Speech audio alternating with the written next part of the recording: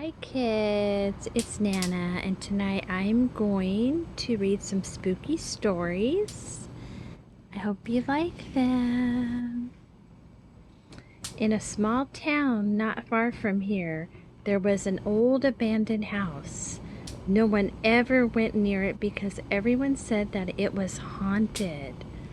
One day, a bunch of local people were sitting in a coffee shop, chatting about bravery. One man in particular was bragging loudly.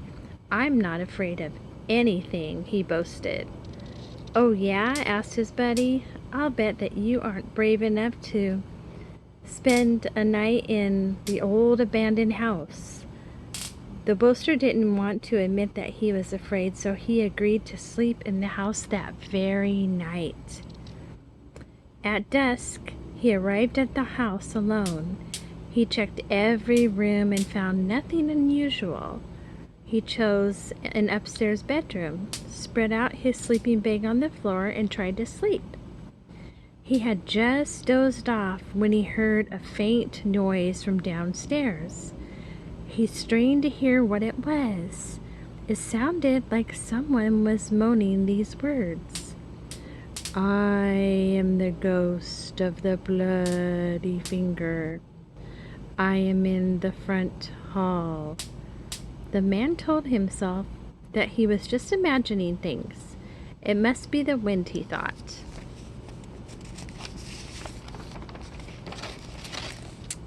But then he heard a bit louder: "I am the ghost of the bloody finger, and I am at the bottom of the stairs."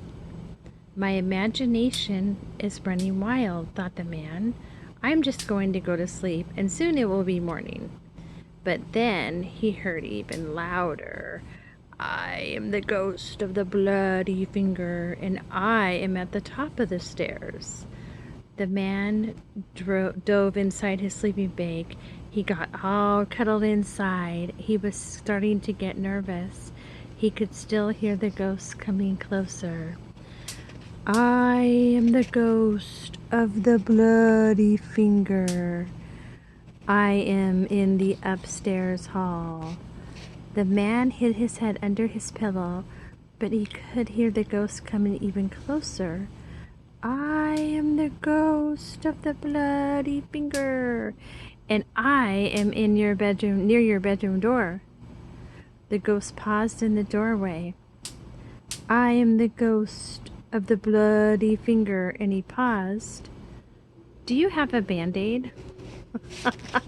Okay, that was a really cute story. Alright, so that was called The Ghost of the Bloody Finger. That's always a fun one. And here comes the next one.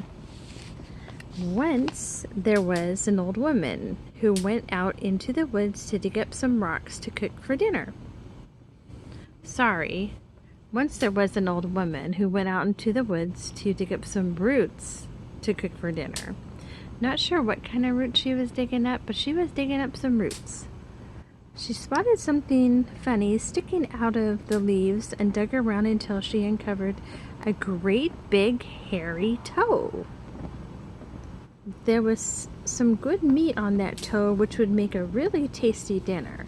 So the old woman put it to her basket and took it home. When she got back to her cottage, the old woman boiled up a kettle full of hairy toe soup, which she ate for dinner that night. It was the best meal she had ever made in weeks. She could not believe how delicious that hairy toe was. The old woman went to bed that night with a full stomach and a big smile. She was just so impressed with that hairy toe. It was hairy and delicious. Along about midnight, a cold wind started blowing on the tops of the trees around the old woman's house. A large black cloud crept over the moon, and from the woods a hollow voice rumbled: "Hairy toe, hairy toe, I want my hairy toe." Inside the house, the old woman stirred uneasily in her bed, and nervously pulled the covers up over her ears. From the woods there came a stop, stop, stop noise as the wind whistled and jerked at the treetops. In the clearing at the edge of the forest, a hollow voice said, "Hairy toe, hairy toe, I want my hairy toe." Inside the house, the old woman shuddered and turned over in her sleep. A stop, stop, stomping sound came from the garden path outside the cottage. The night creatures shivered in their burrows as a hollow voice hollowed, "Hairy toe, hairy toe, I want my hairy toe." Inside the house, the old woman snapped awake.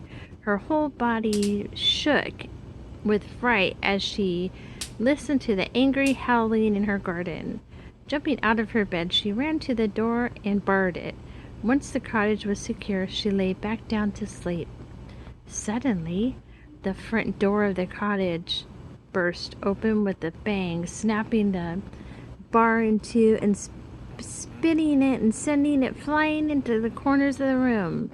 There came the stop, stop, stomping noise of giant feet walking up the stairs. Peeping out from under the covers, the old woman saw a massive figure filling her doorway. It said, "Hairy toe, hairy toe, I want my hairy toe." The old woman sat bolt upright in terror and shouted, "I ate your hairy toe." "Yes, you did," the giant figure said very gently as it advanced into the room. No one is living in the region ever saw that old woman again. The only clue to her disappearance was a giant footprint a neighbor found pressed deep into the house soil at the meadow beside the house. The footprint was missing the left big toe. And that's the end of the story. I hope you enjoyed it. Those are 2 stories.